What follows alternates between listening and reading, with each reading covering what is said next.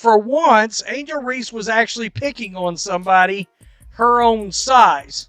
Now, if I was to take bets in this, NaLyssa Smith versus Angel Reese, I'm putting all of my $2.47. I'm putting all of that on NaLyssa Smith. All right, I'm not sure it would be even close. Angel Reese just walked into the biggest reality check of her career, and it came courtesy of NaLyssa Smith. You know that moment when someone finally stands up to the playground bully?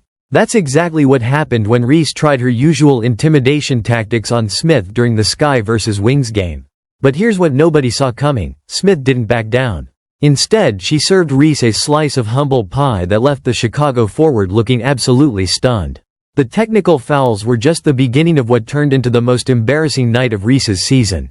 Comment: fire the baby giraffe if you think Reese just simply has to go away. Let's go. NaLyssa Smith was D'ing up Angel Reese pretty staunchly during this game. The game, Charles. Oh, man. The game, Charles. Oh, man. The game, Charles. Oh, man. The game, Charles. Oh, no. The game, Charles. Give me that. Jesus, dude. When NaLyssa Smith is doing that to you, you know you just aren't ready for it, man. When NaLyssa Smith is D'ing you up, blocking her shot, folks, Angel, you cooked her up last year. What happened? Picture this. Angel Reese strutted onto the court against Dallas with that familiar smirk, probably thinking she'd found another player to intimidate. The Chicago Sky forward had perfected her routine over the season: get physical, talk trash, watch opponents shrink away. But when she locked eyes with NaLyssa Smith that night, something felt different. The usual fear wasn't there. Smith looked right back at her with the kind of calm confidence that should have been Reese's first warning. The two of them getting into it. And by the way, this started off by NaLyssa Smith going for a rebound and Angel just shoving her. Just shoving her and then complaining to the refs. And by the way, I don't blame Angel Reese for, shoving people and expecting to get away with it. The referees have shown that you are allowed to shove people and get away with it. Like, that is a given. 3. The whole thing started when Reese committed a hard foul on Smith, a clear shove. Most players would have taken the hit, maybe shot her a look and moved on. Not Smith. She had something to say about it, and whatever came out of her mouth lit Reese up like a Christmas tree. You could see the exact moment Reese's brain switched from basketball mode to confrontation mode. Her shoulders squared up, her jaw tightened, and she started moving towards Smith like she owned the place. Down around the rim, NaLyssa Smith and Angel Reese both got technical fouls, and things got a little chippy between the two. Chicago's done a nice job defensively. Nice pass. Right there. How did DJ get that to Smith? That was in our line of sight. There wasn't any daylight. Yeah, the speed and accuracy of that pass. Now we got some chippiness. Smith and Reese jawing at each other. Here's where it gets interesting. Smith didn't take a single step backward. While Reese was doing her usual puffed chest routine, Smith stood there looking almost bored by the whole display.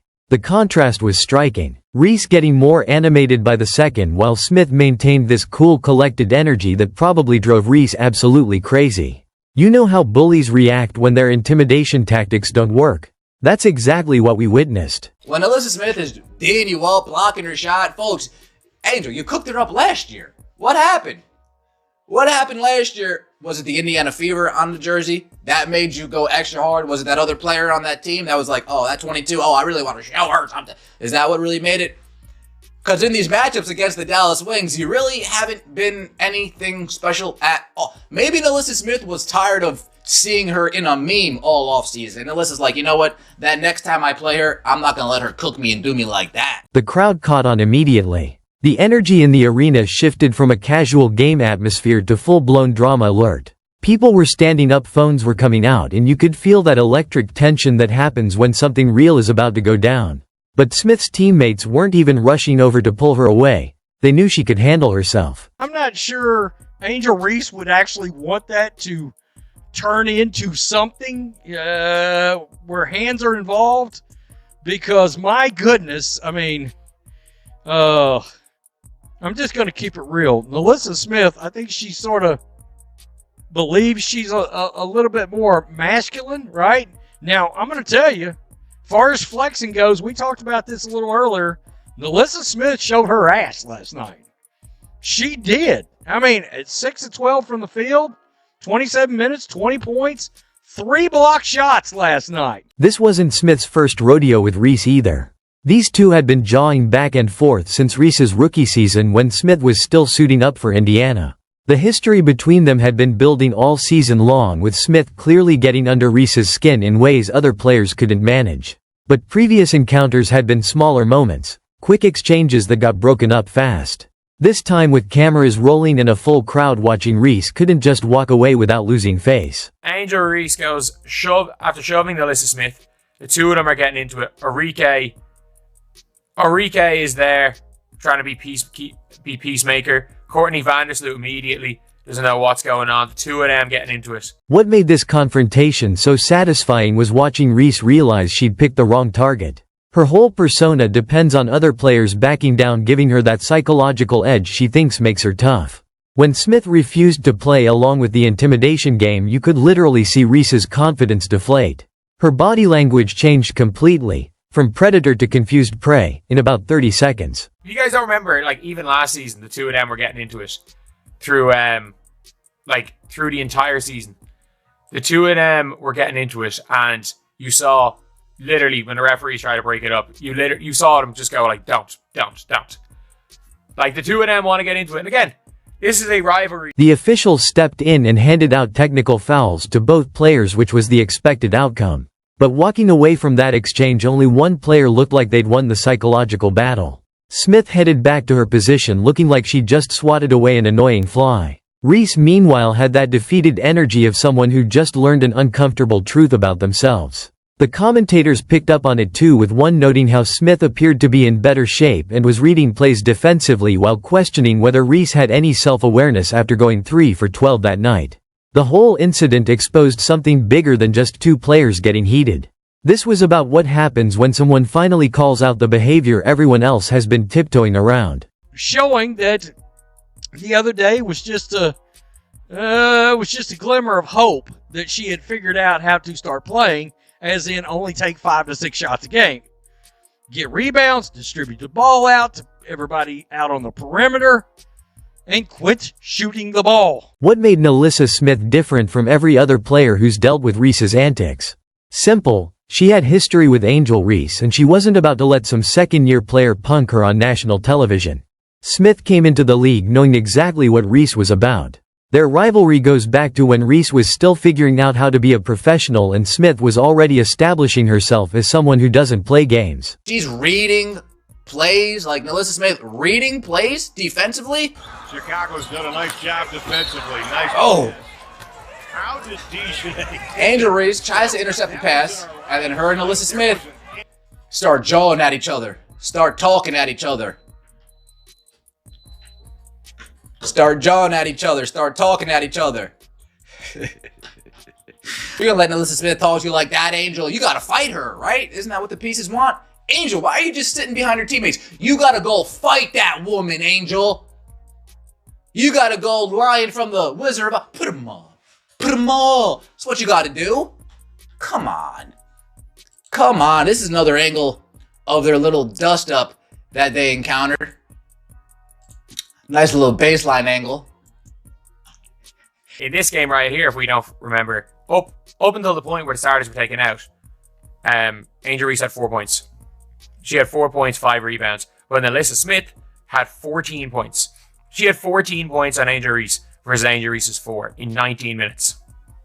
They took her off, and it was a very, very comfortable win for the Indiana Fever, where Caitlin Clark, in fact, had 31 points, 12 assists on 14 shots. Jesus, post-Olympic break, Caitlin Clark was another level. Angel Reese playing like trash all game, but that confidence doesn't waver, I guess, right? The arrogance doesn't waver, right? We can miss layups, we can miss shots, but that confidence doesn't waver at all. I mean, look at this. Angel Reese, after going 3 for 12 on the night, at this point, she has a historic play where she elbows Dejanay out the way, and here we go. Move it, little girl. And yeah, Angel Reese talking that trash. Yeah. You guys can't stop me. I'm 4 for 13. You're not seeing Angel Reese chase after NaLyssa Smith here. This is one of those basketball fights where no basketball things where people chirp at each other and they don't jump up and run after the person. Like you know it's a bit different on that one there. And You know what's going to be funny one of these days? When none of her teammates try to get in the way of anything. Is she going to actually charge? Is Angel actually going to charge? One could say they're not in the way here, but she didn't. Oh yeah, NaLyssa's standing there here. Oh, okay. Well, she got a teammate right here. Oh, this is interesting. Dejanay does come around right there. You saw her. She's kind of trying to say, hey, calm down, boo. Calm down. Many WNBA fans are calling out the referee problem. the referees literally turned their back. Caitlin Clark appears to be hunted every game. She deals with physicality that no other player in the league is dealing with. The WNBA not stepping in to protect their cash cow, their only draw, their only star. And this is the end result. The situation with Caitlin and Angel shows that they hate each other. I think they just hate each other, period. I think they just hate each other in general. I don't know, hate's a strong word. There is a 0% chance that Angel Reese and Caitlin Clark like each other. I'm sorry. If you are Caitlin Clark, if you are a person and you got blindsided by somebody and someone else jumped up and celebrated, you wouldn't like that person. If you lost the championship game and then after the game, not just someone chasing around you doing that, after the game they're on IG Live being like, this is for you. Instead of celebrating their win, they were taunting their opponents. You probably wouldn't like that person either. It's shocking. Caitlin Clark will be sidelined for at least 2 weeks. with a quad injury. Footage has emerged how Caitlin Clark got hurt. He fouls her for the 4th time. It's cheating. Caitlin Clark is the driving force behind the interest in the Fever and the interest in the WNBA. Rookie Caitlin Clark was subject to several intentional fouls. So the WNBA might as well just name Caitlin Clark the MVP right now. Because so far she's missed 2 games due to injury, and not only have the Fever lost both games, but now in this one, they lost to quite possibly the worst team in the league, which just shows how important of a piece she is to that team. She's averaging 19 points, 9 assists, and 6 rebounds a game this year in the 4 games she played. She is super important to that team, and it's proving it that she is the most valuable player on that team. And league integrity.